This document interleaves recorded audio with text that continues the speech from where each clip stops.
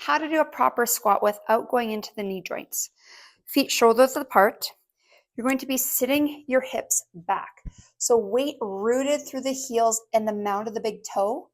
You're going to come on up with that pressure push down into the floor to use your glutes as you rise up. We're gonna try that again. Come down. Good. And you almost have a limit of how low you can go. If you're not using your muscles, you'll sink into your knees. So let's try that again. Squat down. Rise up. Squat down. Rise up. Where the knees aren't going over your toes, the toes stay straight forward. If there's a rotation, that means the inner thighs and the glutes have a bit of weakness there. They're not activating to stabilize the knees. Alternatively, you can work on your squats with the TRX. Nice and easy on those knees and low back. So same rules apply, but this one you're staying up taller. You're keeping that upper body lifted. That's another reason why that one would be better for low back stuff.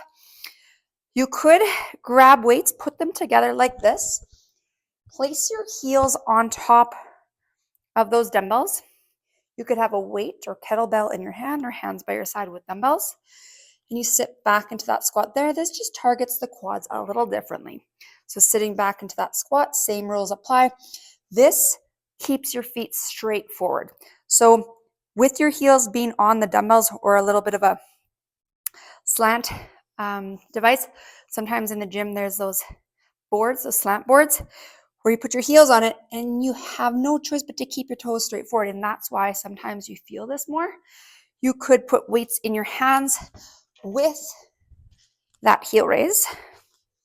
So squatting down and coming up. So ultimately, every squat's going to look different, but you just want to make sure you're feeling your legs.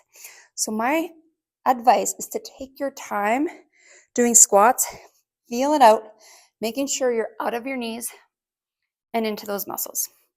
Please reach out if you have any more questions, but that is a basic guideline how to do a proper squat. Remember, every squat's going to look different depending on the length of a femur bone. Okay, last rule of thumb, guide your elbows towards the knees. If your hands are by your side, chest bone open, guide your rib cage towards your quads.